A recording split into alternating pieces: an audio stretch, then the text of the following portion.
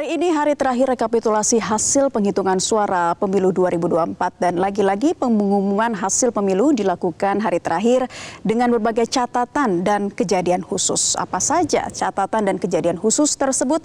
Kami akan membahasnya bersama dengan anggota KPU 2007 hingga 2012 I Gusti Putu Arta. Selamat sore Pak Putu, terima kasih sudah kembali bersama kami di Breaking News Metro TV. Pak Putu, tadi Anda katakan di perbincangan sebelumnya bahwa hasil penghitungan suara rekapitulasi nasional ini akan selesai atau rampung pada malam nanti begitu ya. Nah, ini ada sejumlah catatan tadi juga disampaikan oleh pihak Bawaslu dari Papua Pegunungan bahwa ditemukan laporan itu diselesaikan dengan sistem mediasi. Seberat apapun laporan, maka caranya menggunakan sistem mediasi. Nah, apa catatan Anda dari dua provinsi yang terakhir ini dilakukan rekapitulasi hasil suara pada kesempatan hari ini, Pak Putut? Kalau dua provinsi sekarang itu sebetulnya yang menarik kita ikuti kan provinsi Papua Pegunungan ya, karena dia ada di daerah yang agak dalam. Kalau nanti di provinsi Papua Induk karena ada di perkotaan, relatif tidak ada sistem nokennya di sana. Nah, dari penjelasan tadi sebetulnya sudah menggambarkan bagaimana situasi pemilu ke pemilu di Papua dari tahun 2009. Ada yang menarik sebetulnya bahwa sejak tahun 2009, 2014, 2019, 2024 sekarang ada kabupaten, 2-3 kabupaten di situ yang selalu bermasalah, yaitu Tolikara. Tadi disebut-sebut Tolikara. Dan itu kembali bermasalah. Betul. 2019 juga bermasalah, 2014 juga bermasalah. Sebetulnya ada 2 kabupaten lain lagi yang juga kemarin dulu agak bermasalah seperti Puncak Jaya, Yahukimo. Tapi hari ini relatif 2 kabupaten itu tidak disebut. Nah, yang juga menarik adalah di situ disampaikan sampai 5 kali pindah. Nah, fenomena ini juga terjadi di tahun 2019-2014. Saya masih ingat itu 2019-2014, bahkan untuk penetapan kabupatennya pun ditarik ke Jayapura. Apa yang bisa kita gambarkan dari situasi semacam ini, bahwa memang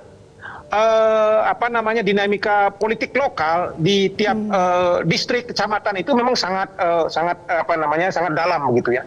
Tadi juga dijelaskan dalam bahasa kita itu ada suara yang bersifat linier. Tadi di situ kan disampaikan dengan bahasa Papua, baku tarik satu sama lain. Maksudnya kalau di satu kabupaten memilih calon A, partai A, maka provinsinya juga calon tertentu partai A dan DPR RI-nya juga akan sama. Maka nanti kalau kemudian kita sempat live untuk menyaksikan angka-angkanya, pasti akan menarik sekali. Ada banyak calon yang nanti akan memperoleh suara 000, tapi ada calon tertentu yang ngeborong semua suara gitu. Itu yang akan menarik di sana untuk menjelaskan fenomena itu. Artinya apa sebetulnya untuk konflik kenapa terjadi itu lebih pada persoalan nuansa di level kabupaten kota sebetulnya. Konflik di level kabupaten kota ini dan provinsi inilah yang menyeret konflik di level DPR RI. Tadi sudah dijelaskan untuk level presiden relatif tidak ada konflik. Untuk level DPR RI relatif mungkin dalam tanda kutip tidak ada konflik, tetapi karena dia paralel antara suara kabupaten sama dengan suara provinsi sama dengan suara DPR, maka pertarungan konfliknya pun naik ke atas.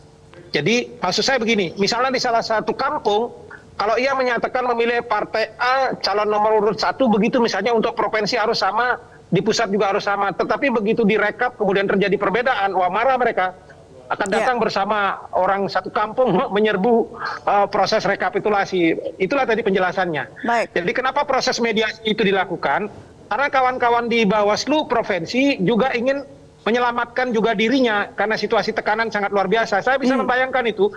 Mereka datang ke kantor Bawaslu provinsi rame-rame bersama orang satu kampung, 2 kampung, lalu memberikan tekanan luar biasa. Kalau pada saat itu tidak dibuatkan keputusan, mereka juga beresiko begitu. Ya, jadi harusnya seperti apa nih Pak Putu? Kalau kita lihat ini memang letak geografis dan juga dinamika politik lokal ya yang selalu terjadi di Papua. Ini kan seharusnya sudah bisa diantisipasikah sejak awal atau seperti apa? Pengawasan yang lengah atau bagaimana nih Pak? Tidak sesederhana itu, karena ini menyangkut dimensi yang bersifat sosiologis ya. Artinya tidak serta-merta betapapun pengamanan bisa dilakukan, betapapun kita bisa berbicara norma di situ, tetapi dinamika lokal di situ kita tidak bisa petakan karena konfliknya kita tidak ketahui. Ini kira-kira siapa diuntungkan, siapa dirugikan, lalu barulah meletus konflik itu misalnya. Tetapi penanganan standar seperti di Jakarta atau di daerah-daerah lain terhadap situasi di Papua tidak bisa kita terapkan. Nanti ada yang menarik sebetulnya yang belum tergambar di proses di Papua ini. Misalnya kita sudah dengar kemarin ada sejumlah surat suara terbakar. Dugaan saya di beberapa tempat, di beberapa distrik, di situ jangan-jangan sebetulnya tidak pernah ada terjadi rekap di level TPS apalagi gitu, di level kampung, langsung di level kecamatan.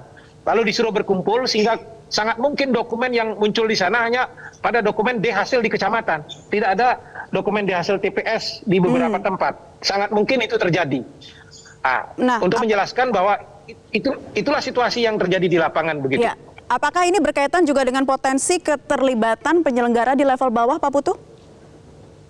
Saya kira semua sengkarut ini terjadi satu sama lain. Untuk menjelaskan bahwa misalnya ketika kita bicara soal kearifan lokal, kepala kampung dan seterusnya, itu dinamika politiknya juga kan sangat tinggi untuk mengatakan bahwa mungkin kepala kampung juga bermain politik, lalu mendapat setoran dari mana sehingga kemudian menguntungkan calon tertentu. Artinya apa, keputusan yang sifatnya noken ini juga tidak bisa dilepaskan dari hal-hal yang bersifat transaksional, tidak pure pilihan rakyat. Ya, kita terbuka saja misalnya ketika ada uang beredar di situ, berapa dijanjikan untuk pembangunan kampung ini, bantuan kampung ini, maka kemungkinan di-drop ke sana. Termasuk di Papua juga terjadi seperti di daerah lain yang sangat kuat tradisinya pembagian suara. Calon A memberikan bantuan sekian puluh juta, calon B akhirnya suaranya dibelah menjadi 2. Baik. Itu yang potensi di sana terjadi. Sehingga pengalaman saya tahun 2009, Mbak, saya ketika menjadi Korwil Papua, saya waktu itu memberhentikan 60 anggota KPU di seluruh Papua. Hanya gara-gara kemudian mereka juga terkontaminasi dengan praktek-praktek kecurangan ini. Artinya mereka juga punya potensi terlibat, begitu. Saya tidak tahu sekarang saya harus berpraduga positif juga kepada mereka, apakah mereka kemudian terlibat, nanti Bawaslu lah yang akan menjelaskan, atau DKPP pada saatnya nanti tentu akan mengalir laporan dari Papua berkaitan dengan potensi ketika penyelenggara di situ kemudian diduga melakukan pelanggaran begitu. Jelajahi cara baru mendapatkan informasi. Download Metro TV Extend sekarang.